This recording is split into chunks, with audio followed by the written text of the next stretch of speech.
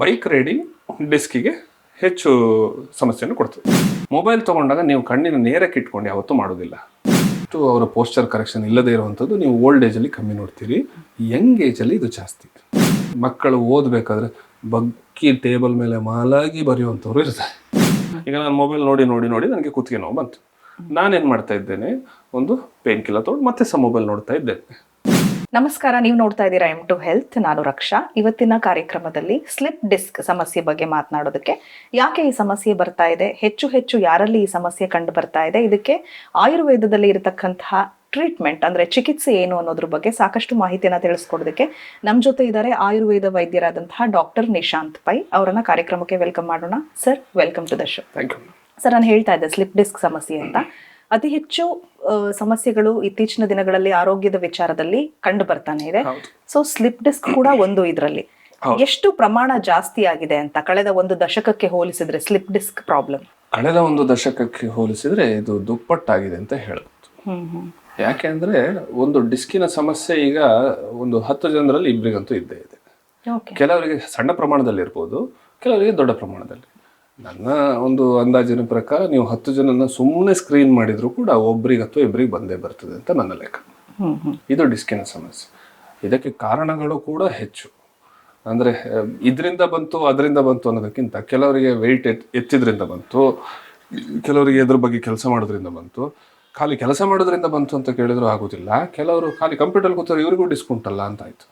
ಯಾಕೆ ಅಂದ್ರೆ ಇದು ಅವರ ಭಂಗಿಯನ್ನ ಕರೆಕ್ಟಾಗಿ ಇಟ್ಕೊಳ್ಳೋದಿಲ್ಲ, ಅದರಿಂದ ಈ ಡಿಸ್ಕ್ ಬರ್ತಾ ಇದೆ ಅಂತ ನನ್ನದೊಂದು ಭಾವನೆ. ಹಾಗೆ ಅಗ್ರಿಕಲ್ಚರ್ನವರಿಗಾಗಲಿ, ಇಂಡಸ್ಟ್ರಿಯಲ್ಲಿ ಇರೋರಿಗಾಗಿ ಕೆಲಸ ಮಾಡ್ತಿರೋರಾಗಲಿ, ಇಲ್ಲ ಕಂಪ್ಯೂಟರ್ಲೇ ಕೂತು ಕೆಲಸ ಮಾಡಿ 3 ಜನರಲ್ಲಿ ಉಂಟು. ಇದರಲ್ಲಿ ಮಾತ್ರ ಬರ್ತದೆ, ಇದರಲ್ಲಿ ಬರುವುದಿಲ್ಲ. ಈಗ ನಾವು ಹೇಳಿದಾಗೆ ಒಂದು ಗ್ರೂಪ್ ಜನಕ್ಕೆ ಮಾತ್ರ ಬರ್ತದೆ ಅಂತಂದ್ರೆ ಆ ಕೆಲಸದಲ್ಲಿ ಏನೋ ಸಮಸ್ಯೆ ಇದೆ. ಇದು ಹಾಕಿಲ್ಲ, ಇದೆಲ್ಲರೂ ಬರ್ತದೆ. ಇದು ಸಮಸ್ಯೆ ಯಾಕೆ ಅಂತ ಹೇಳೋದಂದ್ರೆ, ಒಂದು ಅವರು ಬೆನ್ನಿನ ಮಸಲ್ಸ್ಗಳನ್ನ ಕರೆಕ್ಟಾಗಿ ಟೋನ್ ಮಾಡಿ ಇಟ್ಕೊಳ್ಳಿಲ್ವಾ, ಇಲ್ಲ ವೆಯ್ಟ್ ಎತ್ತುವ ಕಡೆ ವೈಜ್ಞಾನಿಕವಾಗಿ ಎತ್ತಲಿಕ್ಕೆ ಹೋಗ್ಲಿಲ್ವಾ, ಇಲ್ಲ ಒಟ್ರಾಶಿ ಎತ್ತಿದ್ರ, ಆದ್ರಿಂದ ಸಹ ಬರ್ಬೋದು. ಓಕೆ. ಈಗ ಸಿಟಿಗಳಲ್ಲಾದ್ರೆ ಡ್ರೈವಿಂಗ್ ತುಂಬಾ ಲಾಂಗ್ ಡಿಸ್ಟೆನ್ಸ್ ಡ್ರೈವ್ ಮಾಡಬೇಕಾಗತ್ತೆ. ಈಗ ಡ್ರೈವರ್ಗಳಿರ್ಬೋದು ಅಥವಾ ಈಗ ಕೆಲಸಕ್ಕೆ ಹೋಗುವಂಥವ್ರು ಇರ್ಬೋದು, ಈ ಬ್ಯಾಂಗ್ಳೂರ್ ಟ್ರಾಫಿಕ್ ಅಲ್ಲಿ ಸಿಕ್ಕಾಪಟ್ಟೆ ದೂರ ಪ್ರಯಾಣ ಮಾಡುವಂಥವ್ರಲ್ಲೂ ಕೂಡ ಈ ಸಮಸ್ಯೆ ಹೆಚ್ಚಿದೆ. ನೀವು ಹೇಳಿದ್ರಿ ಬರೀ ಸಿಟಿಗಳಲ್ಲಿ ಅಷ್ಟೇ ಅಲ್ಲ, ಹಳ್ಳಿಗಳಲ್ಲೂ ಈ ಸಮಸ್ಯೆ ಕಾಣಿಸ್ಕೊಳ್ತಾ ಇದೆ ಅಂತ. ಹಾಗಾಗಿ ಪೋಸ್ಚರ್ ಒಂದೇ ಕಾರಣ ಆಗ್ತಾ ಇದೆಯಾ ಅಂತ, ಅಪಾರ್ಟ್ ಫ್ರಮ್ ಡ್ರೈವಿಂಗ್? ಪೋಸ್ಚರ್ ಒಂದೇ ಕಾರಣ ಅಂತಲ್ಲ, ಎಲ್ಲಾ ಒಂದು ಕೆಲಸಕ್ಕೂ ಅದರದೇ ಆದಂತ ಒಂದು ಪೋಸ್ಚರ್ ಇರುತ್ತೆ. ಈಗ ನೀವು ಕಾರಲ್ಲಿ ಕೂತ್ಕೊಳ್ಳೋದಂತಾದ್ರೂ ಅದಕ್ಕೆ ಸಹ ಒಂದು ಸೈಂಟಿಫಿಕ್ ಪೋಸ್ಚರ್ ಅಂತ ಮೇಂಟೈನ್ ಮಾಡ್ತಾರೆ. ಈಗ ಡ್ರೈವರ್ ಒಂದು ಹೇಗೆ ಕೂತ್ಕೊಳ್ಬೇಕು, ಕಾಲು ಹೇಗೆ ಬಿಡಬೇಕು. ಕೆಲವರು ಏನ್ ಮಾಡ್ತಾರೆ, ತುಂಬಾ ಹತ್ರ ಸೀಟ್ ಹಾಕಿ ಸ್ಟೇರಿಂಗ್ ಹತ್ರ ಕೂತ್ಕೊಳ್ತಾರೆ, ಕೆಲವರು ದೂರ ಹಾಕಿ ದೂರ ಕೂತ್ಕೊಳ್ತಾರೆ. ಈ ಎರಡೂ ಮಾಡೋದ್ರಿಂದ ಏನಾಗಿದೆ, ಅವ್ರಿಗೆ ಎಲ್ಲಿಯೋ ಒಂದು ಕಡೆ ಕಂಫರ್ಟ್ ಸಿಗುತ್ತೋ ಇಲ್ಲೋ ಗೊತ್ತಿಲ್ಲ. ಈಗ ಒಬ್ರು ಡ್ರೈವ್ ಮಾಡಬೇಕಾದ್ರೆ ಅದನ್ನ ಸೀಟ್ ಅಡ್ಜಸ್ಟ್ಮೆಂಟ್ ಮಾಡಿರ್ತಾರೆ, ಇನ್ನೊಬ್ರು ಅಡ್ಜಸ್ಟ್ಮೆಂಟ್ ಚೇಂಜ್ ಮಾಡದೆ ಅದರಲ್ಲಿ ಅಡ್ಜಸ್ಟ್ ಆಗ್ಲಿಕ್ಕೆ ಹೋಗ್ತಾರೆ. ಹೀಗೆಲ್ಲ ಇರ್ಬೇಕಾದ್ರೆ ಅವರ ಬೆನ್ನಿನ ಪೋಸ್ಚರ್ ಮೇಲೆ ತುಂಬಾ ಒಂದು ವೇರಿಯೇಷನ್ಸ್ ಬೀಳ್ತದೆ. ಅಷ್ಟೇ ಅಲ್ಲದೆ ಮತ್ತೆ ಅವ್ರು ಕೂತ್ಕೊಳ್ಬೇಕಾದ್ರೆ ಕಂಫರ್ಟೇಬಲ್ ಪೊಸಿಷನ್ ಅಲ್ಲಿ ಇಡಬೇಕು. ಮತ್ತೆ ಹೆಡ್ ರೆಸ್ಟ್ ಏನಿದೆ, ಕೆಲವರು ಮುಂದ್ಗಡೆ ಇದು ಮಾಡುವಂಥದ್ದು, ಕೆಲವರು ಹಿಂದ್ಗಡೆ ತಲೆ ಇಟ್ಟು ಆರಾಮದಲ್ಲಿ ಓಡಿಸ್ತಾರೆ. ಸೊ ಎಷ್ಟು ಆಗ್ತದೆ ಕುತ್ತಿಗೆಗೆ ಮತ್ತೆ ಸೊಂಟಕ್ಕೆ ಎರಡಕ್ಕೆ ಸಹ ಪೋಸ್ಚರ್ಗೆ ರೆಸ್ಟ್ ಸಿಕ್ಕೋ ಹಾಗೆ, ಅಂದ್ರೆ ಅದರ ಮೇಲೆ ತುಂಬಾ ಒತ್ತಡ ಬೀಳದ ಹಾಗೆ ಏನು ಡ್ರೈವ್ ಮಾಡ್ಕೊಂಡು ಹೋದ್ರೆ ಆವಾಗ ಅವ್ರಿಗೆ ಡಿಸ್ಕಿನ ಸಮಸ್ಯೆ ಬರ್ತದೆ. ಇನ್ನೊಂದು, ಹೆಚ್ಚು ಹೊತ್ತು ಒಂದೇ ಪೊಸಿಷನ್ ಅಲ್ಲಿ ಕೂತಾಗ ಆ ಮಸಲ್ ಲ್ಯಾಕ್ಸ್ ಆಗ್ತದೆ. ಈಗ ನೀವು ಯಾವುದೇ ಒಂದು ಪೊಸಿಷನ್ ಅಲ್ಲಿ ಒಂದು ಫೋರ್ಸ್ಫುಲ್ಲಿ ಕೂತಿದ್ದೀರಿ ಅಂತ ಆದ್ರೆ ಆವಾಗ ಒಂದು ಮಸಲ್ ಅದಕ್ಕೆ ಟೋನ್ ಮೇಂಟೈನ್ ಆಗಿರುತ್ತೆ. ಈಗ ನೀವು ಒಂದೇನೋ ಭಾರ ಎತ್ತಬೇಕು ಅಂತಾದ್ರೆ ನಿಮ್ಮ ಎಲ್ಲಾ ಭಾರವನ್ನು ಎತ್ತಲಿಕ್ಕೆ ನಿಮ್ಮ ದೇಹ ಸಜ್ಜಾಗಿರುತ್ತೆ. ಹಾಗೂ ಅದಕ್ಕೆ ಬೇಕಾದಂತ ಏನು ಮಸಲ್ ಟೋನ್ ಬೇಕು, ಏನು ಮಸಲ್ ಸ್ಟಿಫ್ ಆಗಬೇಕು, ಅದು ಸ್ಟಿಫ್ ಆಗಿರುತ್ತೆ. ಅದೇ ನೀವು ಆ ವೆಯ್ಟ್ನ ಅರ್ಧ ಗಂಟೆ ಹಿಡ್ಕೋಬೇಕು ಅಂತ ಆದಾಗ ಸ್ವಲ್ಪ ಹೊತ್ತು ಅದು ನಿಮ್ಗೆ ಮೇಂಟೈನ್ ಆಗಿ ಕೊಡ್ತದೆ. ಸ್ವಲ್ಪ ಹೊತ್ತು ಆದ ಮೇಲೆ ಅದು ಟೋನ್ ಬಿಡ್ಲಿಕ್ಕೆ ಸ್ಟಾರ್ಟ್ ಆಗುತ್ತೆ. ಆವಾಗ ನೀವು ಅದನ್ನು ಕೆಳಗೆ ಇಳಿಸಲೇಬೇಕಾಗ್ತದೆ. ಬಟ್ ಇಲ್ಲಿ ಏನಾಗ್ತಾ ಇದೆ, ನಮ್ಮ ಡ್ರೈವರ್ಗಳು ಒಂದೇ ಪೊಸಿಷನ್ ಕೂತು ಗಾಡಿ ಓಡಿಸ್ಬೇಕಾದ್ರೆ, ಎಸ್ಪೆಷಲಿ ಬೆಂಗಳೂರು ಟ್ರಾಫಿಕ್ ನೀವು ಹೇಳಿದಾಗೆ 1 ಗಂಟೆ 2 ಗಂಟೆ 3 ಗಂಟೆ ಏನೋ ಅವರ ದೂರ ಪ್ರಯಾಣ ಮಾಡುತ್ತಾ ಇದ್ರು ಏನೋ, ಆವಾಗ ಏನಾಗುತ್ತೆ, ಆ ಮಸಲ್ ಟೋನ್ ಕಡಿಮೆ ಆಗ್ತಾ ಹೋಗ್ತದೆ. ಆವಾಗ ಡಿಸ್ಕ್ ಮೇಲೆ ಪ್ರೆಷರ್ ಜಾಸ್ತಿ ಆಗ್ತಾ ಹೋಗ್ತದೆ. ಆವಾಗ ಅದು ಬಂದು ನರಗಳ ಮೇಲೆ ಪ್ರೆಸ್ ಆಗುವಂಥದ್ದು ಜಾಸ್ತಿ, ಹಾಗೆ ಅವರಿಗೆ ನೋವುಗಳು ಸ್ಟಾರ್ಟ್ ಆಗುವಂಥದ್ದು. ಓಕೆ. ಈಗ ಕಾರ್ ಮತ್ತೆ ಬೈಕ್, 2 ವೀಲರ್ ಅಂತ ತಗೊಂಡಾಗ ಯಾವುದು ಸ್ವಲ್ಪ ರಿಸ್ಕ್ ಜಾಸ್ತಿ ಅಂತ ನಿಮ್ಗನ್ಸುತ್ತೆ? ಅದರಲ್ಲಿ ಕಂಪ್ಯಾರಿಸನ್ ಅಲ್ಲಿ ನೀವೇ ಆನ್ಸರ್ ಕೊಟ್ಟರೆ ಡೈರೆಕ್ಟ್ಲಿ ಹೇಳ್ಬೋದು, ಬೈಕ್ಗಳಲ್ಲಿ ಈ ರಿಸ್ಕ್ ಜಾಸ್ತಿ. ಯಾಕೆ ಅಂತ ಹೇಳಿದ್ರೆ ಎರಡು ಕಾಲು ನೀವು ಆಚೀಚೆ ಹಾಕಿ ನಡುವಲ್ಲಿ ಕೂತ್ಕೊಳ್ಳುವಂಥದ್ದು, ಆ ಸೀಟಿನ ಪ್ರೆಷರ್ ಏನಿದೆ ಆ ಗುದ ಭಾಗದಲ್ಲಿ ಜಾಸ್ತಿ ಇರುತ್ತೆ. ಮತ್ತೆ ಇದರಲ್ಲಿ ನಿಮ್ಮ ರೋಡ್ ಕ್ವಾಲಿಟಿ ತುಂಬಾ ಮುಖ್ಯವಾಗಿರುತ್ತೆ. ಸೈಂಟಿಫಿಕ್ ಹಂಪ್ಗಳು ಇದ್ರೆ ತೊಂದರೆ ಇಲ್ಲ, ರೋಡ್ಗಳ ಗುಂಡಿಗಳು ಮತ್ತೆ ಹಂಪುಗಳು ಇದೆರಡು ಇದಕ್ಕೆ ಕಾರಣವಾಗ್ತದೆ. ಹಾಗಾಗಿ ಎಲ್ಲಿ ರೋಡ್ ಸರಿ ಇಲ್ಲ, ಗುಂಡಿಗಳುಂಟು, ಅದರಲ್ಲಿ ನೀವು ಓಡಿಸ್ಬೇಕಾದ್ರೆ ಜಾಗ್ರತೆ ಮಾಡೋದಿಲ್ಲ, ಯಾವಾಗ ನೀವು ಅದನ್ನು ಮಾನಿಟರ್ ಮಾಡದೆ ಅದರ ಮೇಲೆ ಹಚ್ಚಿ ಹೋದರೆ ಆವಾಗ ಒಂದು ಜರ್ಕ್ ಕೊಡ್ತದೆ. ಆ ಜರ್ಕಿಗೆ ನಿಮ್ಮ ಮಸಲ್ ಟೋನ್ ರೆಡಿ ಆಗಿರೋದಿಲ್ಲ. ಈಗ ಸಡನ್ ಆಗಿ ನೀವು ಒಂದು ಎತ್ತಿ ಹೋಗ್ಲಿಕ್ಕೂ ಇಲ್ಲ ನೀವು ಪ್ರಿಪೇರ್ ಆಗಿ ಎತ್ತಲಿಕ್ಕೂ ಸ್ವಲ್ಪ ಡಿಫ್ರೆನ್ಸ್ ಇರ್ತದೆ. ಹಾಗೆ ನೀವು ಈ ರೋಡಲ್ಲಿ ಹೋಗಬೇಕಾದ್ರೆ ಅಲ್ಲಿ ರೋಡಲ್ಲಿ ಏನು ಗುಂಡಿ ಇಲ್ಲ, ನೀವು ಆರಾಮದಲ್ಲಿ ಹೋದ್ರೆ ತೊಂದರೆ ಇಲ್ಲ. ಇಲ್ಲ ಗುಂಡಿ ಇದೆ, ಗುಂಡಿ ಇದ್ದಾಗ ನೀವು ಅದನ್ನು ವಾಲಂಟರಿಯಾಗಿ ನೀವು ಮಸಲ್ನ ಸ್ಟಿಫ್ ಮಾಡ್ಕೊಂಡು ಅದರಲ್ಲಿ ಇಳಿಸಿ ಎತ್ತಿ, ಇಲ್ಲ ಹಂಪ ದಾಟಿಸ್ಬೇಕಾದ್ರೆ ನೀವು ವಾಲಂಟರಿಯಾಗಿ ಅದನ್ನು ಸ್ಟಿಫ್ ಮಾಡಿಕೊಂಡು ದಾಟಿಸಿದರೆ ಆವಾಗ ಈ ಚಾನ್ಸಸ್ ಕಮ್ಮಿ. ಬಟ್ ಎಲ್ಲ ರೋಡೆ ಗುಂಡಿಗಳಾದರೆ ನೀವು ಭಾರಿ ಕಷ್ಟ, ಆವಾಗ ಒಂದಲ್ಲ ಒಂದು ಕಡೆ ಇದರ ಪ್ರೆಷರ್ ಬಿದ್ದೇ ಬೀಳ್ತದೆ. ಹಾಗಾಗಿ ಬೈಕ್ ರೈಡಿಂಗ್ ಡಿಸ್ಕಿಗೆ ಹೆಚ್ಚು ಸಮಸ್ಯೆಯನ್ನು ಕೊಡ್ತದೆ. ಓಕೆ, ಸೊ ಈಗ ಬೆನ್ನಿನ ಯಾವ ಭಾಗ ಅಂದ್ರೆ ನಮ್ಮ ಸ್ಪೈನಿನ ಯಾವ ಭಾಗದಲ್ಲಿ ನೋವು ಬರುತ್ತೆ ಅಥವಾ ಎಲ್ಲಾ ಕಡೆನೂ ಪೇನ್ ಬರುತ್ತಾ ಈ ಸ್ಲಿಪ್ ಡಿಸ್ಕ್ ಸಮಸ್ಯೆ ಆದಾಗ ಅಂತ ಹೇಗೆ ನಾವು ಅದನ್ನ ರೆಕಗ್ನೈಸ್ ಮಾಡೋದು? ಹೌದು, ಒಂದು ಈ ಡಿಸ್ಕ್ ಅಂತ ಬಂದ ಕೂಡಲೇ ಡಿಸ್ಕ್ ಒಂದು ಕುತ್ತಿಗೆ, ನಮ್ಮ ಸ್ಪೈನ್ ಅಂತ ನಾವು ಏನು ಹೇಳ್ತೇವೆ, ಬೆನ್ನುಹುರಿಯಲ್ಲಿ ಕುತ್ತಿಗೆ ಭಾಗ ಇದೆ, ಎದೆ ಭಾಗ ಇದೆ ಹಾಗೂ ಸೊಂಟದ ಭಾಗ ಇದೆ. ಈ ಮೂರು ಭಾಗವಾಗಿ ವಿಂಗಡಿಸೋಣ. ಇದನ್ನು ನಾವು ಸರ್ವೈಕಲ್, ಥೊರಾಸಿಕ್, ಲಂಬಾರ್ ಅಂತ ಮೂರು ವಿಭಾಗ ಮಾಡ್ತೇವೆ. ಸರ್ವೈಕಲ್ ಅಂದ್ರೆ ಕುತ್ತಿಗೆ ಭಾಗ, ಥೊರಾಸಿಕ್ ಅಂದ್ರೆ ಬೆನ್ನಿನ ಭಾಗ, ಲಂಬಾರ್ ಅಂದ್ರೆ ಸೊಂಟದ ಭಾಗ. ಈಗ ಕುತ್ತಿಗೆ ಭಾಗದಲ್ಲಿ ನೋವು ಎಲ್ಲ ಇದ್ರೆ ಆಗ ಸರ್ವೈಕಲ್ ಡಿಸ್ಕ್ ಇರ್ಬೋದು ಅಂತ. ಥೊರಾಸಿಕ್ ಭಾಗದಲ್ಲಿ ಅಷ್ಟು ಬರುವುದಿಲ್ಲ, ಅಂದ್ರೆ ಬೆನ್ನಿನ ಭಾಗದಲ್ಲಿ ಅಷ್ಟು ಬರುವುದಿಲ್ಲ. ನೀವು ಯಾಕೆ ಅಂತ ಕೇಳ್ಬೋದು. ಯಾಕಂದ್ರೆ ಬೆನ್ನಿನ ಭಾಗಕ್ಕೆ ಈ ರಿಬ್ ಕೇಜ್ ಅಂತ ಏನಿದೆ ಇದು ಸಪೋರ್ಟಿವ್ ಆಗಿರ್ತದೆ. ನಿಮ್ಮ ಎರಡು ಜಾಗ ಮೊಬೈಲ್ ಇರ್ತದೆ, ಕುತ್ತಿಗೆ ಹಾಗೂ ಸೊಂಟ. ನೀವು ಕುತ್ತಿಗೆ ಆಚೆ ಈಚೆ ತಿರುಗಿಸ್ಬೋದು, ಸೊಂಟ ಆಚೆ ಈಚೆ ತಿರ್ಸ್ಬೋದು, ಆದರೆ ಎದೆ ಭಾಗವನ್ನು ಮಾತ್ರ ತಿರ್ಗಿಸ್ಲಿಕ್ಕೆ ಆಗೋದಿಲ್ಲ. ಹಾಗಾಗಿ ಇದು ಫಿಕ್ಸ್ ಆಗಿರ್ತದೆ. ಹಾಗಾಗಿ ಆ ಜಾಗದಲ್ಲಿ ಡಿಸ್ಕಿನ ಸಮಸ್ಯೆಗಳು ಸ್ವಲ್ಪ ಪ್ರಮಾಣದಲ್ಲಿ ಕಮ್ಮಿ, ಬರೋದಿಲ್ಲ ಅಂತ ನಾನು ಹೇಳೋದಿಲ್ಲ, ಬರಬಹುದು. ಆದರೆ ಸಿಗ್ನಿಫಿಕೆಂಟ್ಲಿ ಸರ್ವೈಕಲ್ ಕುತ್ತಿಗೆಯ ಡಿಸ್ಕ್ಗಳು ಹಾಗೂ ಸೊಂಟದ ಡಿಸ್ಕ್ಗಳು ಜಾಸ್ತಿ. ಈಗ ಕುತ್ತಿಗೆಯ ಡಿಸ್ಕ್ಗಳಲ್ಲಿ ಯಾವಾಗ ನಿಮಗೆ ನೋವು ಬರ್ತದೆ ನಿಮಗೆ ಗೊತ್ತಾಗೋದು ಯಾವಾಗ ಅಂದರೆ, ಈಗ ಕೆಲವು ಜನ ಏನು ಮಾಡ್ತಾರೆ, ಈವನ್ ಸ್ಟೂಡೆಂಟ್ಸ್ ಆಗಲಿ, ಕಾಲೇಜಿಗೆ ಹೋಗೋ ಮಕ್ಕಳಿರಲಿ, ಅವರು ಓದೋ ಪೋಸ್ಟರಲ್ಲಿ ಸ್ವಲ್ಪ ಹೊತ್ತು ಕೆಳಗೆ ಕುತ್ತಿಗೆ ಬಗ್ಗಿಸಿ ನೋಡಿದಾಗ ಕುತ್ತಿಗೆಯಲ್ಲಿ ಉರಿ ನೋವು ಸ್ಟಾರ್ಟ್ ಆಗ್ತದೆ. ಇದು ಅವರು ಅಡ್ಜಸ್ಟ್ ಮಾಡ್ತಾ ಮಾಡ್ತಾ ಮಾಡ್ತಾ ಹೋದ ಹಾಗೂ ಅಲ್ಲಿ ಡಿಸ್ಕಿನ ಸಮಸ್ಯೆ ಬರುವ ಚಾನ್ಸಸ್ ಜಾಸ್ತಿ ಇರ್ತದೆ. ಹಾಗಾಗಿ ಮೊದಲೇ ನೋವು ಬಂದಿದೆ ಅಂತ ಆದರೆ ಅದನ್ನು ಫಸ್ಟಿಗೆ ರೆಕ್ಟಿಫೈ ಮಾಡಿ ನಿಮ್ಮ ಪೋಸ್ಚರ್ ಸರಿ ಇಲ್ಲ ಅಂತ ಅಂದ್ಕೊಳ್ಳುವಂಥದ್ದು. ಇಲ್ಲ ಕೆಲವರಿಗೆ ಬೈಕ್ ರೈಡ್ ಮಾಡ್ತಾ ಸ್ವಲ್ಪ ನೋವೆಲ್ಲ ಕಾಣಿಸ್ಕೊಳ್ಳುವಂಥದ್ದು. ಫಸ್ಟ್ ಸಿಂಪ್ಟಮ್ ಇಸ್ ನೋವು. ಮೊದಲನೇ ಲಕ್ಷಣ ಏನು ಈ ಕಾಯಿಲೆಯಿಂದ ಬರ್ತದೆ ಅದು ನೋವು. ಆ ನೋವನ್ನು ಮೊದಲೇ ಗುರುತಿಸ್ಕೊಂಡು, ಮತ್ತು ಕೆಲವರು ಈಗ ಜಿಮ್ಮಿಗೆ ಹೋಗೋರು ಇರ್ಬೋದು, ವೈಜ್ಞಾನಿಕವಾಗಿ ಆ ಭಾರವನ್ನು ಎತ್ತಿದರೆ ಏನೂ ಸಮಸ್ಯೆ ಇರಲಿಕ್ಕಿಲ್ಲ. ಆದರೆ ಅವೈಜ್ಞಾನಿಕವಾಗಿ ಯಾರು ಹೇಳಿಕೊಡದೆ ತಮ್ಮ ಪಾಡಿಗೆ ತಾವು ಎತ್ತಲಿಕ್ಕೆ ಹೋದರೆ ಆವಾಗ ಯಾವಾಗ ನೋವು ಕಾಣಿಸ್ಕೊಂಡ್ರೆ ಆ ಸಮಯದಲ್ಲಿ ಆ ಡಿಸ್ಕಿನ ಸಮಸ್ಯೆ ಬಂದಿರಬಹುದು ಅಂತ ನಾವು ಊಹಿಸ್ಬೋದು. ಓಕೆ, ಈಗ ಇನ್ನೊಂದು ಸರ್, ಈಗ ಮೊಬೈಲ್ ಫೋನ್ಸ್, ಈಗ ಮಕ್ಕಳಾಗಿರ್ಬೋದು ದೊಡ್ಡವರಾಗಿರ್ಬೋದು ಅತಿ ಹೆಚ್ಚು ಫೋನಲ್ಲೇ ಸಮಯ ಕಳೆಯೋದ್ರಿಂದ, ಈಗ ನಾವು ಹಿಂಗೆ ಬಗ್ಗಿಸಿ ಕುತ್ತಿಗೆನ ಈ ಥರ ಫೋನನ್ನೇ ನೋಡ್ತಾ ಇರೋದ್ರಿಂದ ಕೂಡ ಕೆಲವರಿಗೆ ಪೇಯ್ನ್ ಬರ್ತಾ ಇರೋವಂಥದ್ದು. ಸೊ ಈ ಸಮಸ್ಯೆನ ಹೇಗೆ ನಾವು ಲಿಂಕ್ ಮಾಡ್ಬೋದು ಅಂತ? ಡೆಫಿನೆಟ್ಲಿ. ಯಾಕೆಂದರೆ ಈಗ ನೀವು ಮೊಬೈಲ್ ನೋಡಬೇಕಾದ್ರೆ ನಾನು ನಿಮಗೆ ಒಂದು ಉದಾಹರಣೆ ಕೊಡೋದಂದ್ರೆ ಕಂಪ್ಯೂಟರ್ ಕೊಡ್ತೇನೆ, ಮೊಬೈಲ್ಗೆ ಬರಲಿಕ್ಕಿಂತ ಮುಂಚೆ. ಈಗ ಕಂಪ್ಯೂಟ್ರಲ್ಲಿ ಕೆಲಸ ಮಾಡೋರಿಗೆ ನಾನು ಯಾವತ್ತೂ ಹೇಳ್ತೇನೆ, ಈ ಐ ಟಿ ಸ್ಪೆಸಿಫಿಕ್ ಆಗಿ ವರ್ಕ್ ಮಾಡೋರಿಗೆ ನೋಡಿ, ನಿಮ್ಮ ಸ್ಕ್ರೀನ್ ಕಣ್ಣಿನ ಮುಂದೆ ಇರಬೇಕು, ಕಣ್ಣಿನ ನೇರ ದೃಷ್ಟಿಯಲ್ಲಿ ಇರಬೇಕು. ನೀವು ತಲೆ ಕೆಳಗೆ ಮಾಡೋದಾಗ್ಲಿ ಮೇಲೆ ಮಾಡೋದಾಗ್ಲಿ ಅಂಥ ಪರಿಸ್ಥಿತಿ ಬರಬಾರ್ದು. ಮತ್ತು ನಿಮ್ಮ ಕೀಬೋರ್ಡ್ ಏನಿದೆ, ನಿಮ್ಮ ಏನು 90 ಡಿಗ್ರಿ ನೀವು ಆ್ಯಂಗಲ್ ಮಡಚಿದಾಗ ಮಾಡ್ತೀರಿ ಆ ಕೈ ಹಂತದಲ್ಲಿ ಇರಬೇಕು. ಇದು ಅವ್ರು ಮಾಡುವಂಥದ್ದು. ಅದಕ್ಕೋಸ್ಕರ ಬೇಕಾದಂಥ ನೀವು ಕುತ್ತಿಗೆಗೆ ರೆಸ್ಟ್ ಇರುವಂಥ ಒಂದು ಚೇರು, ಒಂದು ಟೇಬಲ್ ವ್ಯವಸ್ಥೆ, ಒಂದು ಕೀಬೋರ್ಡ್ ಟ್ರೇ ಆ ಥರ ಮಾಡ್ಕೊಳ್ಳಿ. ಮತ್ತು ಹ್ಯಾಂಡ್ ರೆಸ್ಟ್ ಇರುವಂಥ ಚೇರು. ತುಂಬ ಹೊತ್ತು ಹೀಗೆ ಕೈ ನೇಲ್ಸ್ಲಿಡ್ಲಿಕ್ಕೆ ಆಗೋದಿಲ್ಲ. ಹಾಗಾಗಿ ಹ್ಯಾಂಡ್ ರೆಸ್ಟ್ ಇರುವಂಥ ಚೇರು ಇದನ್ನು ಬಳಸಿ, ಇದರಲ್ಲಿ ವರ್ತ್ ಇನ್ವೆಸ್ಟಿಂಗ್ ಅದು. ಆಯಿತಾ? ಇದು ಯಾಕೆ ನಾನು ಹೇಳಿದೆ ಅಂದರೆ, ನೇರ ದೃಷ್ಟಿಯಲ್ಲಿ ಕಂಪ್ಯೂಟರ್ ಸ್ಕ್ರೀನ್ ಬರಬೇಕು. ನೀವು ಮೇಲೆ ನೋಡುವಂಥದ್ದಾಗಲಿ ಇಲ್ಲ ಕೆಳಗೆ ನೋಡುವಂಥದ್ದಾಗಲಿ ಎರಡೂ ಸಹ ಆಗಬಾರ್ದು. ಹಾಗೆ ಈ ಮೊಬೈಲ್ಗೆ ಬರುವ ಈ ಎರಡು ಮಾಡಿದಾಗ ಜಾಸ್ತಿ ಅವರಿಗೆ ಮೇಲೆ ನೋಡೋದು ಕೆಳಗೆ ನೋಡೋದು ಹೆಚ್ಚು ಹೊತ್ತು ಮಾಡಿದಾಗ ಅವರಿಗೆ ಈ ಸಮಸ್ಯೆ ಬರ್ತದೆ. ಇಲ್ಲ ಅಂದರೆ ನೀವು ಒಂದೇ ಕುತ್ತಿಗೆನ ಸ್ಟ್ರೈಟ್ ಇಟ್ಟಿದ್ದೀರಿ ಅಂತಾದರೆ ಅದರ ವೆಯ್ಟ್ ಏನಿದೆ ಆ ಒಂದು ಸ್ಪೈನ್ ಮೇಲೆ ಹಂಚಿ ಹೋಗ್ತದೆ. ನೀವು ಮೇಲೆ ಮಾಡಿದ ಕೂಡಲೇ ಅದರ ವೆಯ್ಟ್ ಹಿಂದ್ಗಡೆ ಜಾಸ್ತಿ, ಮುಂದ್ಗಡೆ ಮಾಡಿದಾಗ ಮುಂದ್ಗಡೆ ಜಾಸ್ತಿ. ಇದರಿಂದ ಅದರ ಮೇಲೆ ಪ್ರೆಷರ್ ಇದ್ದೇ ಇರ್ತದೆ. ಇದು ಸ್ವಲ್ಪ ಸಮಯಕ್ಕೆ ಮಾಡ್ಬೋದು, ಆದರೆ ಅವ್ರು ಬೆಳಿಗ್ಗೆಯಿಂದ ಸಾಯಂಕಾಲ ತನಕ ಕಂಪ್ಯೂಟರ್ಲಿ ಕೂತ್ಕೊಳ್ಳೋರಿಗೆ ಮಾಡ್ಲಿಕ್ಕೆ ಆಗೋದಿಲ್ಲ. ಹಾಗೆ ನೀವು ಮೊಬೈಲ್ ತೊಗೊಂಡಾಗ ನೀವು ಕಣ್ಣಿನ ನೇರಕ್ಕೆ ಇಟ್ಕೊಂಡು ಯಾವತ್ತೂ ಮಾಡೋದಿಲ್ಲ. ಹೀಗೆ ಇಟ್ಕೊಂಡು ಯಾರು ಮೊಬೈಲ್ ನೋಡೋದು ನಾನಂತೂ ನೋಡಲಿಲ್ಲ. ಕೆಲವರೆಲ್ಲ ಮುಚ್ಕೊಂಡು ಹೀಗೆ ನೋಡೋದಂಥದ್ದು, ಆಚೀಚೆ ನೋಡ್ತಾರ ಅಂತ ಇದು ಮಾಡಿ ತಿಳ್ಕೊಂಡು ಮಾಡುವಂಥದ್ದು ಎಲ್ಲ ಕುತ್ತಿಗೆ ಕೆಳಗೆ ಮಾಡಿಯೇ ಮಾಡ್ತಾರೆ. ಹೆಚ್ಚು ಹೊತ್ತು ಹೀಗೆ ಬಗ್ಗಿದಾಗ ಅದರದ್ದು ಭಾರ ಮುಂದುಗಡೆ ಸೈಡ್ ಜಾಸ್ತಿ ಇರ್ತದೆ. ಈ ಪೋಸ್ಚರಲ್ಲಿ 5 ನಿಮಿಷ 10 ನಿಮಿಷ ತೊಂದರೆ ಇಲ್ಲ. ಅದಕ್ಕಿಂತ ಜಾಸ್ತಿ ಆಗ್ತದೆ ಅಂತ ಆದರೆ ಇಲ್ಲಿ ಒಂದು ಪ್ರೆಷರ್ ಕ್ರಿಯೇಟ್ ಆಗ್ತದೆ.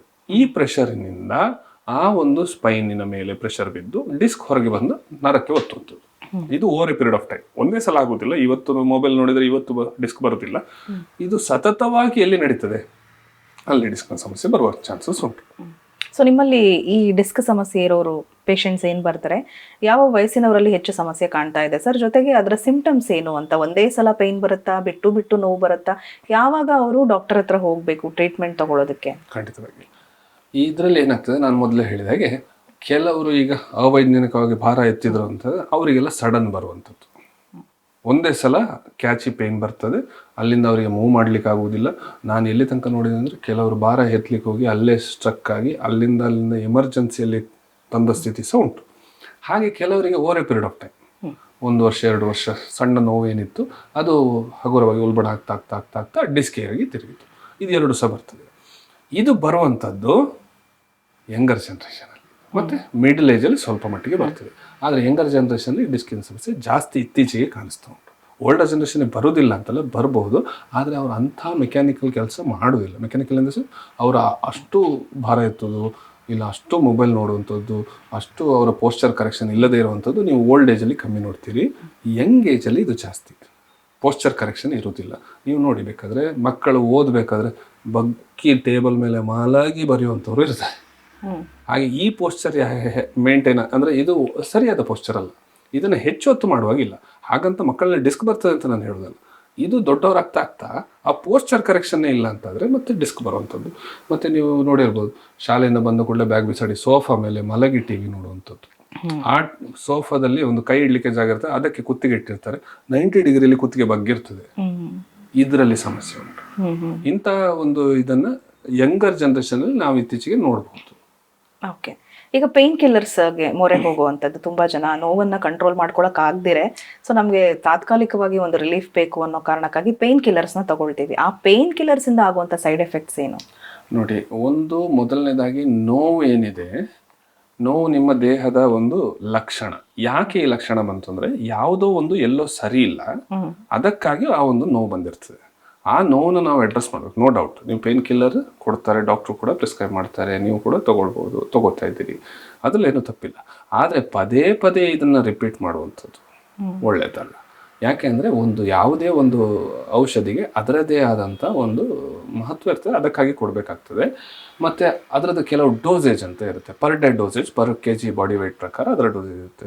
ಈಗ ಮಾರ್ಕೆಟಲ್ಲಿ ಸಿಗುವಂಥದ್ದು ಯಾವುದೇ ಇದು non steroidal anti inflammatory drugs usually ಸಿಗುವಂಥದ್ದು, ಪ್ಯಾರಾಸಿಟಮೋಲ್ ಆಗಿರ್ಬೋದು, ಅಸೆಕ್ಲೋಫೆನೆಕ್ ಆಗಿರ್ಬೋದು, ಥಿಯೋಕಾಲ್ಚಿಕೋಸೈಡ್ ಆಗಿರ್ಬೋದು, ಇಂಥ ಹಲವಾರು ಡ್ರಗ್ಸ್ಗಳು ಉಂಟು. ಓವರ್ ದ ಕೌಂಟರ್ ಸಿಗ್ತದೆ, ಅದನ್ನು ತೊಗೊಂಡ್ಬಿಡ್ತಾರೆ. ಬಟ್ ಅದರದ್ದು ಸ್ಟಿಪ್ಯುಲೇಟೆಡ್ ಡೋಸ್ ಅಂತ ಇರ್ತದೆ. ಈಗ ಈ ಪೇನ್ ಕಿಲ್ಲರ್ಗಳೇನು ಮಾಡ್ತದೆ, ನೀವು ತೊಗೊಂಡ ಕೂಡಲೇ ಡಿಸ್ಕನ್ನು ಕಮ್ಮಿ ಮಾಡೋದಿಲ್ಲ, ಆ ಜಾಗದ ನೋವು ನಿಮಗೆ ಗೊತ್ತಾಗದಾಗೆ ಮಾಡ್ತದೆ. ಬಟ್ ಡಿಸ್ಕ್ ಹೋಗಿರೋದಿಲ್ಲ. ನೀವು ನೋವು ಕಡಿಮೆ ಆಯಿತು ಅಂತ ಹೇಳಿ ಪುನಃ ಅದಕ್ಕೆ ಇನ್ನೂ ಕೆಲಸ ಜಾಸ್ತಿ ಮಾಡ್ತೀರಿ. ಈಗ ನಾನು ಮೊಬೈಲ್ ನೋಡಿ ನನಗೆ ಕುತ್ತಿಗೆ ನೋವು ಬಂತು, ನಾನೇನು ಮಾಡ್ತಾ ಇದ್ದೇನೆ, ಒಂದು ಪೇನ್ ಕಿಲ್ಲರ್ ತೊಗೊಂಡು ಮತ್ತೆ ಸಹ ಮೊಬೈಲ್ ನೋಡ್ತಾ ಇದ್ದೇನೆ. ಅಂದರೆ ನನಗೆ ನೋವು ಗೊತ್ತಾಗ್ತಾ ಇಲ್ಲ, ಬಟ್ ಆ ಸಮಸ್ಯೆ ಇರುವಂಥದ್ದು ಅಲ್ಲೇ ಇದೆ. ಹಾಗಿದ್ದಾಗ ಈ ಯಾವುದೇ ಡ್ರಗ್ನ ಹೆಚ್ಚು ನೀವು ಬಳಸ್ತಾ ಹೋಗ್ತೀರಿ, ಅದು ಕ್ಲಿಯರ್ ಆಗಬೇಕು. ಅದರಲ್ಲಿ ಲಿವರ್ ಇನ್ವಾಲ್ವ್ ಆಗಿರ್ತದೆ ಅಥವಾ ಕಿಡ್ನಿ ಇನ್ವಾಲ್ವ್ ಆಗಿರ್ತದೆ. ಅಂದರೆ ಹೊರಗೆ ಹಾಕೋದು ಅಂತಾದರೆ ಒಂದು ಮೆಟಬಾಲಿಸಮ್ ಆಗಿ ಲಿವರಿಂದ ಮೆಟಬಾಲೈಸ್ ಆಗಬೇಕು, ಇಲ್ಲ ಕಿಡ್ನಿಯಿಂದ ಅದನ್ನು ಹೊರಗಡೆ ಹಾಕಬೇಕು. ಈ ಎರಡರಲ್ಲೂ ಈ ಪ್ರೆಷರ್ ಜಾಸ್ತಿ ಇರ್ತದೆ. ಸೊ ನೀವು ಎಷ್ಟು ಹೆಚ್ಚು ತಗೋತೀರಿ ಅಷ್ಟು ಹೆಚ್ಚು ಕೆಲಸ ಇದಕ್ಕೆ ಬೀಳ್ತಾ ಇರ್ತದೆ. ಹಾಗಾಗಿ ಆ ಟಾಕ್ಸಿಸಿಟಿ ಏನೇ ಬಂದರೂ ಕೂಡ ಇದರ ಮೇಲೆ ಜಾಸ್ತಿ. ಹಾಗಾಗಿ ಇದರ ಎರಡನ್ನು ನೀವು ನೋಡ್ಕೊಳ್ಬೇಕು. ಈಗ ಯೋಗ ಯಾವ ರೀತಿ ಸಹಕಾರಿಯಾಗುತ್ತೆ? ಯಾವ ಆಸನಗಳನ್ನ ಮಾಡಿದ್ರೆ ಅವ್ರಿಗೆ ಒಂದು ರಿಲೀಫ್ ಸಿಗುತ್ತೆ ಇದರಿಂದ? ಡೆಫಿನೆಟ್ಲಿ. ಈಗ ಮೊದಲನೇದಾಗಿ ನಾವು ಲಂಬರ್ ಸ್ಪಾಂಡಲೋಸಿಸ್ ಹೇಳೋದು ಅಂತಂದರೆ ಸೊಂಟದಲ್ಲಿ ಆಗುವಂಥದ್ದು.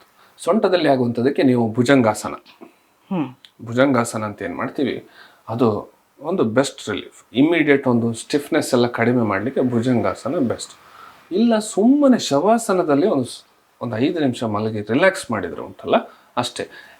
ಈ ಸಮಸ್ಯೆ ಯಾಕೆ ಬರ್ತದೆ ಅಂತ ಹೇಳ್ತೇನೆ. ಒಂದು ಡಿಸ್ಕ್ ಯಾವುದೇ ಒಂದು ಜಾಗದಲ್ಲಿ ಒತ್ತಿದರೆ ಅಲ್ಲಿ ಮಸಲ್ ಸ್ಟಿಫ್ ಆಗಿ ಬಿಡ್ತದೆ. ಸ್ಟಿಫ್ ಆಗೋದ್ರಿಂದ ಏನಾಗ್ತದೆ, ಇನ್ನೂ ಪ್ರೋಸೆಸ್ ಜಾಸ್ತಿ, ಪ್ರೆಷರ್ ಜಾಸ್ತಿ ಕ್ರಿಯೇಟ್ ಆಗ್ತದೆ. ಆ ಪ್ರೆಷರ್ನ ಕಡಿಮೆ ಮಾಡಲಿಕ್ಕೆ ನೀವು ಶವಾಸನದಲ್ಲಿ ಮಲಗುವಂಥದ್ದು. ಸರ್ ಹಾಗೇನೆ ಪಿಲ್ಲೋ ಯೂಸ್ ಮಾಡೋದ್ರ ಬಗ್ಗೆ, ಅಂದ್ರೆ ತಲೆದಿಂಬು ಯೂಸ್ ಮಾಡದೇ ಇದ್ರೆ ಆದಷ್ಟು ನೇರವಾಗಿ ಮಲ್ಕೊಂಡ್ರೆ ರಿಲೀಫ್ ಸಿಗುತ್ತೆ ಅಂತಾರೆ, ಅದ್ ನಿಜನಾ ಹೇಗೆ? ಅಥವಾ ತಲೆದಿಂಬನ್ನ ಬಳಸಿದ್ರೆ ಯಾವ ತರದ ದಿಂಬುಗಳನ್ನ ಬಳಸಬೇಕು ಈ ಸಮಸ್ಯೆ ಇರೋರು? ಈಗ ದಿಂಬನ್ನ ಬಳಸಬಾರ್ದು ಅನ್ನೋದಿಲ್ಲ, ಬಳಸಬಹುದು. ದಿಂಬು ಬಳಸಲೇಬಾರ್ದು ಅಂತ ಎಲ್ಲೂ ಹೇಳಲಿಲ್ಲ. ದಿಂಬು ಬಳಸಬಹುದು. ಆದರೆ ಏನು, ದಿಂಬಿನ ದಪ್ಪ ಏನಿದೆ, ದಪ್ಪ ಎಷ್ಟಿರಬೇಕು ಅನ್ನೋದು ಮತ್ತೆ ಅದರ ಸಾಫ್ಟ್ನೆಸ್ ಎಷ್ಟಿರಬೇಕು, ಇದೆರಡು ಭಾರಿ ಇಂಪಾರ್ಟೆಂಟ್. ದಿಂಬು ಬೇಕಾಗೋದು ಯಾವಾಗ ಅಂದರೆ ನಿಮ್ಮ ಕುತ್ತಿಗೆಗೆ ಸಪೋರ್ಟ್ ಬೇಕಾದಾಗ. ಯಾವಾಗ ಅದು ಸಹ ನೀವು ಲ್ಯಾಟ್ರಲ್ ಸೈಡ್ ಅಂದರೆ ಸೈಡಾಗಿ ಮಲಗೋದು ಅಂತಾದಾಗ ನಿಮ್ಮ ಕುತ್ತಿಗೆಗೂ ಮತ್ತು ಶೋಲ್ಡರ್ಗೂ ಇರೋ ಗ್ಯಾಪ್ ಇರ್ತದೆ. ಈ ಗ್ಯಾಪನ್ನು ಸ್ವಲ್ಪ ಕವರ್ ಮಾಡಲಿಕ್ಕೆ ಕೊಡಬೇಕೇ ಹೊರತು ಮತ್ತೆ ಸ್ಟ್ರೈಟ್ ಮಲಗಿದಾಗ ಕುತ್ತಿಗೆ ಗ್ಯಾಪ್ ಒಂದು ಕವರ್ ಆಗಲಿಕ್ಕೆ ಬೇಕಾಗಿರುವಂಥದ್ದು. ಈ 2 ಜಾಗದಲ್ಲಿ ನಿಮಗೆ ದಿಂಬಿನ ಅವಶ್ಯಕತೆ ಇರ್ತದೆ. ಮತ್ತು ಆದಷ್ಟು ಅದು ಸಾಫ್ಟ್ ಆಗಿರಬೇಕು, ತುಂಬ ಹಾರ್ಡ್ ಇರಬೇಕು. ಮತ್ತು ಕೆಲವರು ಡಬಲ್ ದಿಂಬು ಯೂಸ್ ಮಾಡೋರು ಇದ್ದಾರೆ, 2 ದಿಂಬನ್ನು ಇಟ್ಕೊಂಡು ಮಲಗೋರು ಇರ್ತಾರೆ. ಇಲ್ಲ ಕೆಲವರು 2-3 ದಿಂಬುಗಳನ್ನು ಇಟ್ಟು ಮುಂದೆ TV ನೋಡ್ತಾ ಅಲ್ಲೇ ಮಲಗೋರು ಇದ್ದಾರೆ. ಇಂಥದ್ದೆಲ್ಲ ಆದಾಗ ಏನಾಗುತ್ತೆ, ಆ ಮಸಲ್ ಅಲ್ಲಿ ರಿಲ್ಯಾಕ್ಸ್ ಆಗ್ತದೆ, ಡಿಸ್ಕ್ ಸಹ ಹೊರಗಡೆ ಬರ್ತದೆ, ನರ ಒತ್ತುತ್ತದೆ. ಹಾಗಾಗಿ ದಿಂಬನ್ನು ಭಾರಿ ಜುಡಿಷಿಯಲ್ ಆಗಿ ಯೂಸ್ ಮಾಡಬೇಕು. ಮತ್ತು ಸಾಫ್ಟ್ ಎಷ್ಟು ಸಪುರ ಇರ್ತದೆ ಅಷ್ಟು ಸಪುರದ್ದು ಯೂಸ್ ಮಾಡಬೇಕು. ಓಕೆ. ಇನ್ನು ಆಯುರ್ವೇದದಲ್ಲಿ ಇದಕ್ಕೆ ಚಿಕಿತ್ಸೆ ಅಂತ ಬಂದಾಗ ಈ ಫಿಸಿಯೋಥೆರಪಿ ಆಗಿರ್ಬೋದು ಅಥವಾ ಆಯಿಲ್ ಮಸಾಜ್ಗಳಾಗಿರ್ಬೋದು, ಇಂಟೇಕ್ ಮೆಡಿಸಿನ್ ಆಗಿರ್ಬೋದು, ಸೊ ಯಾವುದು ಎಫೆಕ್ಟಿವ್ ಆಗಿ ಕೆಲಸ ಮಾಡುತ್ತೆ ಸ್ಲಿಪ್ ಡಿಸ್ಕ್ ಸಮಸ್ಯೆಗೆ? ನೋಡಿ, ಇದರಲ್ಲಿ ಆರ್ಗನ್ ಚೇಂಜಸ್ ಆಲ್ರೆಡಿ ಬಂದಿರ್ತದೆ, ಡಿಸ್ಕ್ ಹೊರಗಡೆ ಬಂದಿರ್ತದೆ. ಡಿಸ್ಕಲ್ಲಿ ನೀವು ಡಿಸ್ಕ್ ಹರ್ನಿಯಾ ಇರ್ಬೋದು, ಇಲ್ಲ ಪ್ರೊಲ್ಯಾಪ್ಸ್ ಡಿಸ್ಕ್ ಇರ್ಬೋದು, ಡೆಸಿಕೇಶನ್ ಆಗಿರ್ಬೋದು, ಇಂಥ ಹಲವಾರು ಬೇರೆ ಬೇರೆ ವೆರೈಟಿ ಬರ್ತದೆ. ಈ 3 ಕಂಡೀಷನಲ್ಲಿ ಕೂಡ ನರ ಪ್ರೆಸ್ ಆಗುವಂಥದ್ದು ಪ್ರೈಮ್ ಪೆಥಾಲಜಿ ಅಂತ ನಾವು ಹೇಳ್ತೇವೆ. ಅಂದರೆ ನರ ಪ್ರೆಸ್ ಆಗೋದ್ರಿಂದ ನೋವು ಬರುತ್ತೆ. ಈಗ ಅಲ್ಲಿರುವಂಥ ಡಿಸ್ಕು ಹೋಗಬೇಕು. ಆ ಡಿಸ್ಕು ಹೋಗಬೇಕು ಅಂತಾದಾಗ ಅಲ್ಲಿ ಪಕ್ಕದಲ್ಲಿ ಡಿಸ್ಕ್ ಹೊರಗಡೆ ಬಂದ ಕೂಡಲೇ ಅಲ್ಲಿ ಮಸಲ್ ಸ್ಟಿಫ್ ಆಗಿರ್ತದೆ. ಆ ಸ್ಟಿಫ್ ಆದ ಮಸಲ್ನ ರಿಲ್ಯಾಕ್ಸ್ ಮಾಡುವಂಥದ್ದು ಮತ್ತು ಆ ಡಿಸ್ಕ್ ಅಲ್ಲಿದ್ದದ್ದು ಕರಗುವಂಥದ್ದು. ಈ 2 ವಿಧಾನಕ್ಕೆ ನಾವು ಚಿಕಿತ್ಸೆಯನ್ನು ಕೇಂದ್ರೀಕರಿಸಿರ್ತೇವೆ. ಇದರಲ್ಲಿ ಏನು ಮಾಡ್ತೇವೆ ಅಂದರೆ ಈ ಬಾಹ್ಯ ಚಿಕಿತ್ಸೆಗಳು ಅಂತ ನಾವೇನು ಹೇಳ್ತೇವೆ, ಅಭ್ಯಂಗ ನಾವೇನು ಹೇಳಿದ್ವಿ, ನಾಡಿ ಸ್ವೇದ ಹೇಳಿದ್ವಿ, ಇದರಲ್ಲಿ ಕಟಿಬಸ್ತಿ ಕೂಡ ಮಾಡ್ತಾರೆ. ಕುತ್ತಿಗೆಯಲ್ಲಿದ್ದವರಿಗೆ ಗ್ರೀವ ಬಸ್ತಿ ಅಂತ ಮಾಡ್ತಾರೆ. ಕಟಿಬಸ್ತಿ ಅಂದರೆ ಆ ಸೊಂಟದ ಜಾಗದಲ್ಲಿ ಎಲ್ಲಿ ಡಿಸ್ಕ್ ಪ್ರೊಲ್ಯಾಪ್ಸ್ ಆಗುತ್ತೆ ಆ ಜಾಗಕ್ಕೆ ಒಂದು ಕಟ್ಟೆಯನ್ನು ಕಟ್ಟಿ ಅಲ್ಲಿ ಬಿಸಿ ಎಣ್ಣೆಯನ್ನು ನಿಲ್ಲಿಸುವಂಥದ್ದು. ಆವಾಗ ಅದು ಮಸಲ್ ರಿಲ್ಯಾಕ್ಸ್ ಆಗ್ತದೆ ಹಾಗೂ ನೋವು ಸಹ ಕಡಿಮೆ ಮಾಡ್ತದೆ. ಹಾಗೆ ಕುತ್ತಿಗೆಯ ಜಾಗದಲ್ಲಿ ಇದೇ ಥರ ಕಟ್ಟೆಯನ್ನು ಕಟ್ಟಿ ಎಣ್ಣೆ ನಿಲ್ಲಿಸುವಂಥದ್ದಕ್ಕೆ ಗ್ರೀವ ಬಸ್ತಿ ಅಂತ ಹೇಳ್ತೇವೆ. ಈ 2 ವಿಧಾನಗಳನ್ನು ಕೂಡ ಮಾಡ್ಬೋದು. ಅದರಲ್ಲಿ ನೋವು ಕಡಿಮೆ ಆಗಲಿಕ್ಕೆ ಯಾವ ಎಣ್ಣೆಯನ್ನು ಬಳಸಬೇಕು ಅದನ್ನು ಕೂಡ ಬಳಸ್ತಾರೆ. ಹೀಗೆ ಒಂದು ಔಟ್ಸೈಡ್ ಅಂದರೆ ಬಾಹ್ಯ ಚಿಕಿತ್ಸೆಗಳು. ಬಾಹ್ಯ ಚಿಕಿತ್ಸೆಯಲ್ಲಿ ಅಭ್ಯಂಗ, ನಾಡಿಸ್ವೇದ ಅಂದರೆ ಸ್ಟೀಮನ್ನು ಕೊಡುವಂಥದ್ದು, ಮಸಾಜ್ ಮಾಡಿ ಸ್ಟೀಮ್ ಕೊಡುವಂಥದ್ದು ಒಂದು ಚಿಕಿತ್ಸೆ. ಕಟಿಬಸ್ತಿ ಒಂದು ಚಿಕಿತ್ಸೆ, ಗ್ರೀವ ಬಸ್ತಿ ಒಂದು ಚಿಕಿತ್ಸೆ ಕುತ್ತಿಗೆಯಲ್ಲಿದ್ದರೆ. ಇದು ಒಂದಾದರೆ ಒಳಗಿಂದ ಡಿಸ್ಕ್ ಕಡಿಮೆ ಆಗಲಿಕ್ಕೆ ನಾವು ರಸಾಯನಗಳ ಪ್ರಯೋಗವನ್ನು ಮಾಡ್ತೇವೆ. ರಸಾಯನಗಳ ಪ್ರಯೋಗ ಅಂದರೆ ಈ ಲಶುನ ರಸಾಯನ ಅಂತ ಬರುತ್ತೆ. ಲಶುನ್ ಅಂದರೆ ಗಾರ್ಲಿಕ್. ಈ ಗಾರ್ಲಿಕ್ಕನ್ನು ನಾವು ದೈನಂದಿನ ಜೀವನದಲ್ಲಿ ಬಳಸ್ತೇವೆ. ಆಯುರ್ವೇದದಲ್ಲಿ ಈ ಒಂದು ಡಿಸ್ಕಿನ ಸಮಸ್ಯೆಗೆ ಮಾರ್ಗಾವರಣಜನ್ಯ ಗೃದ್ರಸಿ ಅಂತ ಹೇಳುವಂಥದ್ದು. ಮಾರ್ಗಾವರಣ ಅಂದರೆ ಈ ನರದ ಮಾರ್ಗಕ್ಕೆ ಒಂದು ಆವರಣ ಕ್ರಿಯೇಟ್ ಆಗಿರ್ತದೆ, ಒಂದು ಆಬ್ಸ್ಟ್ರಕ್ಷನ್ ಕ್ರಿಯೇಟ್ ಆಗಿರ್ತದೆ. ಆ ಆಬ್ಸ್ಟ್ರಕ್ಷನ್ನ ಕ್ಲಿಯರ್ ಮಾಡಲಿಕ್ಕೆ ನಾವು ರಸಾಯನ ಚಿಕಿತ್ಸೆಯನ್ನು ಕೊಡ್ತೇವೆ. ಈ ರಸಾಯನಕ್ಕೆ ನಾವು ಲಶುನ ರಸಾಯನ ಅಂತ ಕರಿತೀವಿ. ಲಶುನ ಅಂದರೆ ಗಾರ್ಲಿಕ್.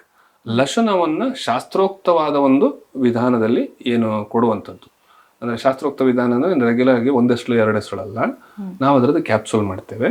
ಕ್ಯಾಪ್ಸೂಲಲ್ಲಿ ನಾವು 12 ಕ್ಯಾಪ್ಸೂಲ, 24 ಕ್ಯಾಪ್ಸೂಲ, 36 ಕ್ಯಾಪ್ಸೂಲ, ಹೀಗೆ ಒಂದು ಹೊತ್ತಿಗೆ ಅಷ್ಟು ಕೊಡ್ತೇವೆ. ಅದರಿಂದ ಡಿಸ್ಕಿನ ಸಮಸ್ಯೆ ಬಹುತೇಕವಾಗಿ ಕಡಿಮೆ ಆಗ್ತದೆ. ಅದು ಎಲ್ಲರಿಗೂ ಇದೇ ಡೋಸ್ ಅಂತ ಕೊಡೋದಿಲ್ಲ, ಅವರವರ ದೇಹ ಪ್ರಕೃತಿಗೆ ಅನುಸಾರವಾಗಿ ಅವರವರ ಕಾಯಿಲೆಯ ಇಂಟೆನ್ಸಿಟಿ ನೋಡಿಕೊಂಡು ಅದನ್ನು ಕೊಡ್ತೇವೆ. ಇದರಿಂದ ಆ ಡಿಸ್ಕ್ ಏನು ಹರ್ನಿಯೇಟ್ ಆಗಿದೆ ಅದರ ಪ್ರೆಷರ್ ಎಫೆಕ್ಟ್ ಕಡಿಮೆ ಆಗ್ತದೆ. ಯಾಕಂದರೆ ಅಲ್ಲಿ ಮೈಕ್ರೋ ಸರ್ಕ್ಯುಲೇಷನ್ ಜಾಸ್ತಿ ಇನ್ಕ್ರೀಸ್ ಆಗ್ತದೆ. ಇನ್ಕ್ರೀಸ್ ಆಗೋದ್ರಿಂದ ಡಿಸ್ಕ್ ಪ್ರೆಷರ್ ಕಡಿಮೆ ಆಗ್ತದೆ, ನರ ಒತ್ತೋದು ಕಡಿಮೆ ಆಗ್ತದೆ. ಒಂದು. 2ನೇದು ಒತ್ತಿರೋ ಜಾಗವಂತರಲ್ಲಿ ನ್ಯೂರೈಟಿಸ್ ಅಂತ ಆಗ್ತದೆ. ಒಂದು ಡಿಸ್ಕ್ ಹೊರಗೆ ಬಂದದ್ದು ಅದು ಡಿಸ್ಕನ್ನು ನರವನ್ನು ಒತ್ತಿತ್ತು. ಇನ್ನೊಂದು ಆ ನರ ಒತ್ತಿಸ್ಕೊಂಡಿದ್ರಿಂದ ಅಲ್ಲಿ ಸ್ವಲ್ಪ ಇರಿಟೇಷನ್ ಆಗಿ ಇನ್ಫ್ಲಮೇಷನ್ ಆಯಿತು. ಅಂದರೆ ಅಲ್ಲಿ ಉರಿಯೂತ ಸ್ಟಾರ್ಟ್ ಆಗಿದೆ ಯಾವುದಕ್ಕೆ, ನರಕ್ಕೆ. ಅದಕ್ಕೆ ನ್ಯೂರೈಟಿಸ್ ಅಂತ ಹೇಳ್ತೇವೆ. ಆ ನ್ಯೂರೈಟಿಸ್ಗೆ ಬೇರೆ ರಸಾಯನಗಳು, ಗುಗ್ಗುಲು ರಸಾಯನ ಆಗಿರ್ಬೋದು, ಶತಾವರಿ ರಸಾಯನ ಆಗಿರ್ಬೋದು, ಇದೆಲ್ಲ ನ್ಯೂರೈಟಿಸ್ ಕಡಿಮೆ ಮಾಡಲಿಕ್ಕೆ ಅಂತ ಇರುವಂಥದ್ದು. ಈ 2 ಚಿಕಿತ್ಸೆಗಳನ್ನು ಕೊಡ್ತೇವೆ. ಒಂದು ರಸಾಯನ ಚಿಕಿತ್ಸೆ ಅಭ್ಯಂತರವಾಗಿ ಮತ್ತು ಬಾಹ್ಯವಾಗಿ ಕಟಿಬಸ್ತಿ, ಅಭ್ಯಂಗ, ನಾಡಿಸ್ವರ, ಜಾನುಬಸ್ತಿ, ಗ್ರೀವಬಸ್ತಿ ಇಂಥದ್ದು. ಓಕೆ, ಇದೆಲ್ಲ ಚಿಕಿತ್ಸೆ ಪಡ್ಕೊಂಡ ನಂತರ ಪರ್ಮನೆಂಟ್ ಆಗಿ ಅವ್ರಿಗೊಂದು ಸೊಲ್ಯೂಷನ್ ಸಿಗುತ್ತೆ ಈ ಸ್ಲಿಪ್ ಡಿಸ್ಕ್ ಸಮಸ್ಯೆ. ಹೌದು. ಆದರೆ ಒಂದು ಏನು ಅವ್ರು ನೆನ್ಪಿಡ್ಬೇಕು ಅಂದರೆ, ನಿಮಗೆ ಡಿಸ್ಕ್ ಇರೋದು ಮೇಲಿಂದ ಕೆಳಗೆ ತನಕ ಒಂದೇ ಡಿಸ್ಕ್ ಇರೋದಲ್ಲ, ಹಲವಾರು ಡಿಸ್ಕ್ಗಳು ಉಂಟು. ಈಗ ಲಂಬಾರಲ್ಲೇ ನೀವು 5 ವರ್ಟಿಬ್ರೆ ಅಂತ ಆದರೆ 5 ವರ್ಟಿಬ್ರೆ ಮಧ್ಯದಲ್ಲಿ ಒಂದೊಂದು ಡಿಸ್ಕ್ ಉಂಟು. ಇವತ್ತು L4 ವರ್ಟಿಬ್ರಾ ಮತ್ತು L5 ವರ್ಟಿಬ್ರಾ ಮಧ್ಯದಲ್ಲಿ ಡಿಸ್ಕ್ ಕಾಣಿಸ್ಕೊಂಡ್ರೆ ಇದು ಕಡಿಮೆ ಆಯಿತು ಅಂದರೆ ನಾಳೆ ಕುತ್ತಿಗೆಯಲ್ಲಿ ಬರ್ಬೋದು. ಹಾಗಾಗಿ ನೀವು ಒಂದು ಸಲ ಕಡಿಮೆ ಆಯಿತು ಅಂತ ಆದರೆ ಅದರ ನಂತರ ಏನು ಮಾಡಬೇಕು, ಪುನಃ ನೀವು ಯೋಗ, ಜೀವನ ಶೈಲಿ, ಎಕ್ಸಸೈಸ್ಗಳು ಇಂಥದ್ದೆಲ್ಲ ಮಾಡ್ಕೊಳ್ಬೇಕು. ಇದರಲ್ಲಿ ಆಹಾರದ ಹೆಚ್ಚು ರೋಲ್ ಇರುವುದಿಲ್ಲ. ಇದರಲ್ಲಿ ನೀವು ಪಥ್ಯವನ್ನ ಕೇಳೋದಂತಾದ್ರೆ ಇದು ಪಥ್ಯದಿಂದ ಬರುವಂಥದ್ದಲ್ಲ, ಇದನ್ನ ಮೆಕ್ಯಾನಿಕಲ್ ಡ್ಯಾಮೇಜ್ ಅಂತಾನೆ ಹೇಳೋದು. ಅಂದ್ರೆ ನೀವು ಮೇಂಟೈನ್ ಮಾಡುವಂಥ ಪೋಸ್ಚರ್, ನೀವು ಮಾಡುವಂಥ ಕಾರ್ಯವೈಖರಿ, ಅದರಲ್ಲಿ ಆಗುವಂಥ ಡ್ಯಾಮೇಜ್ಗಳು. ಸರ್, ಈಗ ಪ್ರಿವೆಂಟ್ ಮಾಡ್ಕೊಳ್ಳೋದಕ್ಕೆ ಒಂದಷ್ಟು ಟಿಪ್ಸ್ ಅನ್ನ ನೀವು ಕೊಡೋದಾದ್ರೆ, ಸ್ಲಿಪ್ ಡಿಸ್ಕ್ ಬರದೇ ಇರೋ ತರ ನಮ್ಮ ಪೋಸ್ಚರ್ನ ನಾವು ಕರೆಕ್ಟ್ ಮಾಡಿಕೊಂಡು ಯಾವ ರೀತಿ ಅದನ್ನ ನಾವು ತಡೆಗಟ್ಟಬಹುದು ಅಂತ ಒಂದಷ್ಟು ಟಿಪ್ಸ್ಗಳನ್ನ ಕೊಡಿ. ಖಂಡಿತ. ಒಂದು, ವಿದ್ಯಾರ್ಥಿಗಳಿಗೆ ಮೊದಲನೇದಾಗಿ ಅವರು ಓದುವಂಥ ಭಂಗಿ, ಕೂತ್ಕೊಂಡು ಬರೆಯುವಂಥ ಭಂಗಿ, ಅದನ್ನು ಕರೆಕ್ಟ್ ಮಾಡ್ಕೊಳ್ಳುವಂಥದ್ದು. ಎರಡನೇದು, ಯಾರು ಡೆಸ್ಕ್ ಜಾಬ್ ಮಾಡ್ತಾರೆ, ಕಂಪ್ಯೂಟರಲ್ಲಿ ಕೆಲಸ ಹೆಚ್ಚು ಮಾಡ್ತಾರೆ, ಅವರು ನಾನು ಹೇಳಿದಾಗೆ ಸ್ಕ್ರೀನನ್ನು ಕಣ್ಣು ಮುಂದೆ ಇಟ್ಕೊಂಡು 2 ಕೈ ಸಪೋರ್ಟ್ ಇಟ್ಕೊಂಡು ಕೀಬೋರ್ಡನ್ನು ಕರೆಕ್ಟಾಗಿ ಮೇಂಟೈನ್ ಮಾಡಿಕೊಂಡು ಮಾಡುವಂಥದ್ದು. ಮೂರನೇದು, ಯಾರು ಹೆವಿ ವರ್ಕ್ ಮಾಡ್ತಾರೆ ಅವರು ಯಾವುದೇ ಭಾರವನ್ನು ಎತ್ತಬೇಕಾದ್ರೆ ಅದರಲ್ಲಿ ಮೊದಲು ಅದರ ಮೇಲೆ ಗಮನ ಇಟ್ಟು ಅದರಲ್ಲಿ ಯಾವ್ಯಾವ ಪಾರ್ಟ್ ಇನ್ವಾಲ್ವ್ ಆಗ್ತದೆ ಅದನ್ನು ಮಾಡುವಂಥದ್ದು. ಈಗ ನೀವು ನೋಡಿ, ಬಗ್ಗಿ ಯಾವುದೇ ಒಂದು ವಸ್ತುವನ್ನು ನೀವು ಎತ್ತುತ್ತಾ ಇದ್ದೀರಿ ಅಂತ ಆದರೆ ಡೈರೆಕ್ಟಾಗಿ ಬಗ್ಗಿ ಎತ್ತುವಂಥದ್ದಲ್ಲ, ನಿಮ್ಮ ಮೊಣಕಾಲುಗಳನ್ನು ಬಗ್ಗಿಸಿ ಅದನ್ನು ನೀವು ಆಮೇಲೆ ಬಗ್ಗೆ ಎತ್ತುವಂಥದ್ದು. ಮೊಣಕಾಲ ಮೇಲೆ ಆವಾಗ ಪ್ರೆಷರ್ ಡಿವೈಡ್ ಆಗಿ ಹೋಗ್ತದೆ. ನೀವು ಡೈರೆಕ್ಟಾಗಿ 2 ಮೊಣಕಾಲು ಗಂಟೆಗಳನ್ನು ಸ್ಟ್ರೈಟ್ ಇಟ್ಟು ಬಗ್ಗಿದರೆ ಸೊಂಟಗೆ ಪೆಟ್ಟು ಜಾಸ್ತಿ. ಹಾಗೆ ಅದನ್ನು ಮಾಡುವಂಥದ್ದು. ಇನ್ನು ಯಾರು ಆಲ್ರೆಡಿ ಡಿಸ್ಕಿಗೆ ಒಳಗಾಗಿದ್ದಾರೆ ಅವರು ಎಕ್ಸಸೈಸ್, ಯೋಗ ಮತ್ತು ಪೋಸ್ಚರ್ ಮೇಂಟೆನೆನ್ಸ್ ಮಾಡ್ಕೊಂಡು ಹೋಗಬೇಕು. ಈ 3 ಕ್ಯಾಟಗರಿಗೆ ನಾನು ಹೇಳಿದ್ದೀನಿ. ಯಾರು ಹೆವಿ ವರ್ಕ್ ಮಾಡ್ತಾರೆ, ಯಾರು ಡೆಸ್ಕ್ ವರ್ಕ್ ಮಾಡ್ತಾರೆ, ಯಾರು ವಿದ್ಯಾರ್ಥಿಗಳಿದ್ದಾರೆ, ಇವರು 3 ಜನ ಕೂಡ ಇದನ್ನು ಪ್ರಿವೆಂಟಿವ್ ಆಗಿ ಮಾಡಿದರೆ ಅವ್ರಿಗೆ ಡಿಸ್ಕಿನ ಸಮಸ್ಯೆ ಬರಲಿಕ್ಕಿಲ್ಲ. ಬಂದವರು ಅದನ್ನು ಮೇಂಟೈನ್ ಮಾಡುವಂಥದ್ದು. Okay sir, thank you. Slip ಡಿಸ್ಕ್ಗೆ ಸಂಬಂಧಪಟ್ಟ ಹಾಗೆ ನೀವು ಪ್ರಾಬಬ್ಲಿ ಎಲ್ಲರನ್ನೂ ಕಾನ್ಸಂಟ್ರೇಟ್ ಮಾಡಿದ್ರೆ ಅನ್ಸುತ್ತೆ, ವಿದ್ಯಾರ್ಥಿಗಳಾಗಿರ್ಬಹುದು ಅಥವಾ ಕೆಲಸ ಮಾಡೋರಾಗಿರ್ಬೋದು, IT ವರ್ಕ್ ಮಾಡೋರಾಗಿರ್ಬೋದು. ಸೊ ಯಾವ ರೀತಿ ಪೋಸ್ಚರ್ನ ಕರೆಕ್ಟ್ ಮಾಡಿಕೊಂಡು ಸ್ಲಿಪ್ ಡಿಸ್ಕ್ ಸಮಸ್ಯೆಯಿಂದ ಅವರು ಪಾರಾಗ್ಬೋದು ಅನ್ನೋದ್ರ ಬಗ್ಗೆ ಸಾಕಷ್ಟು ಮಾಹಿತಿಯನ್ನ, ಟಿಪ್ಸನ್ನು ಕೊಟ್ಟಿದ್ದೀರಾ. ಧನ್ಯವಾದಗಳು ಮೇಡಮ್. ನೋಡಿದ್ರಲ್ಲ, ಮುಂದಿನ ಸಂಚಿಕೆಯಲ್ಲಿ ಮತ್ತೊಂದು ವಿಶೇಷ ಸಬ್ಜೆಕ್ಟ್ನೊಂದಿಗೆ ನಾವು ನಿಮ್ಮ ಮುಂದೆ ಬರ್ತೀವಿ. ಅಲ್ಲಿವರೆಗೂ ನಮಸ್ಕಾರ.